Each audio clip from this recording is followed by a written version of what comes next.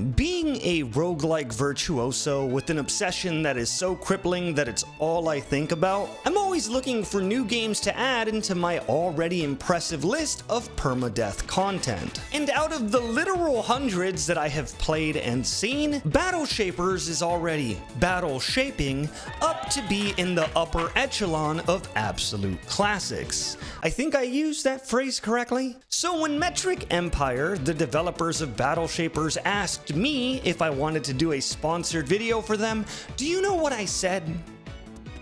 I said okay. This game is so mind-bogglingly complex that I'm gonna split this review up into sections, because I know if I don't, I'm gonna end up skipping over something that's really important, and there's a lot of it. So I guess we'll start with this. Battle Shapers is an FPS movement shooter roguelike. You play as Ada, this cute android girl, who has to fight titans who have gone rogue and taken over the city of Elysium. Primarily functioning as a roguelike, each run you'll be focused on getting stronger and creating a reliable build to get through the countless swarms of enemies and bosses. But one of my favorite things that this game absolutely hits out of the park is how much control they give the player in developing their run and their build. For example, a very unique dynamic that this game employs as a welcome twist to the roguelike genre is allowing players to choose which boss or tower they would like to face in what order. Instead of getting the same generic run with a set path of levels, you can now choose which order you would like to tussle. It may not sound like much yet, but it's actually pretty important. For starters, the bosses aren't locked to one specific tower, meaning these combinations will change on a run-to-run basis. Secondly, each stage you finish will make the remaining set in your run get increasingly difficult, forcing you to make an educated decision on which tower and boss you'd like to get out of the way before it's much harder later on. But we're not done yet, because another mechanic they added into the level select alone, yeah, I told you, this game's deep, is that each boss will have their own special powers and traits that will alter your enemies and your run. Whether it be spawning tornadoes randomly when they feel like you're doing too well, or spawning a very annoying enemy that has a lot of health that only exists to make your already challenging life a little bit more hellish. And again, since the game gets harder whenever you beat a tower, every time you beat a tower, the remaining bosses have more ways to mess with you. Now, let's talk about the visuals very quick, because that's something I really enjoyed here. Aesthetically, this game is very enticing to look at, with so much effort clearly being placed on creating something that is visually appealing. Opening your map brings in Ada's character model, who stands around and emotes while you plan your route. Choosing a stage has a drawn portrait for every single boss, alongside a cool little animation when one is selected, reminding me of Mega Man titles from yesteryear. And this visual effort is visible in every single corner of the game. The aesthetic here is all very bright and colorful, which lends itself to making everything clear and vibrant as you're literally punching things to death. It's so vibrant that it kind of feels like you took the pill from the movie Limitless. Has anyone seen that? This saturated style makes the game easy to understand at a quick glance. Pyro effects are red, shock effects are blue, executable enemies are purple, vibro effects are green, and the list goes on. The characters are charming. Besides Ada, there's a lot of robots you'll meet along the way. The shopkeeper is a sentient robot that just opens up for you to buy things that are in him, kinda gross. And your main sidekick has eyebrows. Also kinda gross. Your goal is to defeat the 3 bosses and towers in whichever order you choose, so that you can fight the big bad at the end of it all. And Papa hasn't gotten there yet, because he's not good. Now that we got all of the basics out of the way, let's start talking about the more complicated stuff, because there's a lot to cover. Let's talk about movement. Ada is no pushover at all, and the game not only reminds you of this constantly, but rewards the player for actually gritting their teeth and getting their hands dirty. This is a movement shooter through and through. You're not going to be spending any time hiding behind a wall and waiting to chunk away at health bars of your surrounding opponents. Ada is not meant to cower.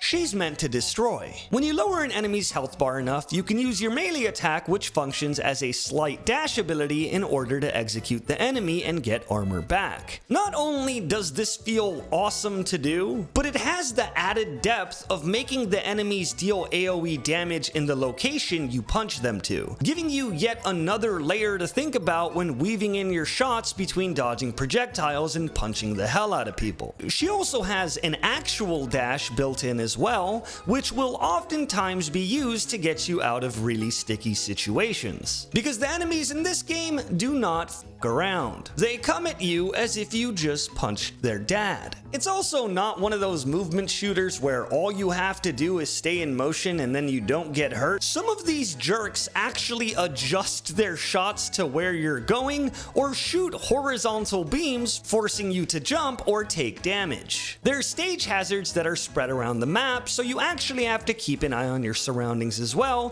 to not take damage by thinking you can just sprint in a random direction. There's also less lethal hazards like force fields that are semi-permeable to enemies, meaning that they can walk through and shoot through them, but you can't until you break them with damage. The stages themselves are also pretty vertical, so there's like launch pads and other things that change the dynamics of your movement, and all of this makes sure that the gameplay is never mindless no matter how strong you are. You're always a few seconds of misplay away from losing your entire run. Ada also has some other very powerful movement tech, which I will talk about soon, but first, let's look at the loot itself. The weapons in this game are about as deep as they come. They have varying rarities alongside element types and even augments to give them extra sauce for your journey. And these augments aren't basic, boring, bonus crit chance augments either. Some offer multi-shot when you kill an enemy, meaning you'll literally fire more bullets for a few seconds. If you pair this with a gun that basically launches grenades, you now have a multi-grenaded nuke once you get it going. Now, a lot of these mechanics you may have seen before, but there's one mechanic that this game does that I am shocked I haven't seen anywhere else. If you ever have a gun with great augments, but then you find another gun that you want to use instead, you can scrap a gun to level up a different gun while also taking one of the augments. Which means that the overall progression feels better because you basically can end up building out your dream weapon if you get far enough. This adds so much more power to the player versus just letting them roll a dice and hoping that it's good. And it also allows you to just be more creative as you play because you can build some pretty ridiculous stuff. Like, I really do hope that Battle Shapers starts a wave here, because it's so cool. Additionally, there's also shaper hacks that you could choose at the start of each stage, which can help you along your way and further develop your evolving build path. Now, you probably may have noticed something that's been visible throughout this entire video, but I just haven't talked about it yet, and that's these buttons right here. Because believe it or not, Ada also comes with abilities. Notice how I didn't say ability. This girl has multiple. There is your basic ability, which you just pick up throughout your run. This one can range from a standard stun grenade to ground slams, turrets, leaps that provide even more mobility, and a lot more. They can also be scrapped so that you can keep the augments for better abilities you find later in your run. Then there's your core ability, which is tied to your primary core that you have equipped for the current loadout. It sounds confusing, but basically you can choose a core at the beginning of your run to give you a unique ability and also define the types of core upgrades that will appear as you progress. For example, this one stops all the bullets flying at you and reflects them at foes for insane damage. The upgrades for this core include giving you things that trigger this reflect, or give you more tank stats that will fall in line with a safer keep you alive playstyle. You can equip a secondary core as well to open up yet another path of upgrades so that you can mix and match and truly make a loadout that works for you.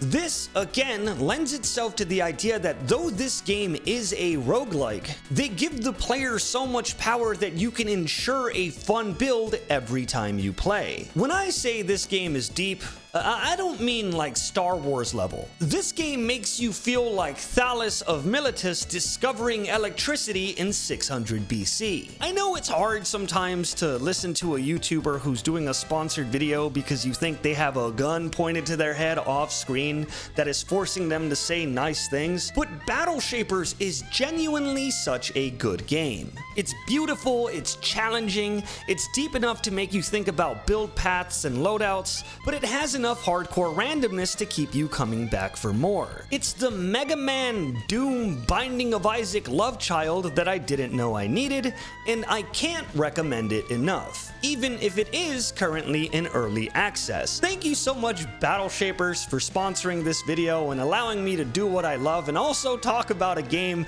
that I'm definitely going to sink at least 100 hours into. Be sure to download this game from Steam or my link in the description, and I just came up with a new build I want to try. So I'm gonna go punch robots until they explode, and I will see you in the next one.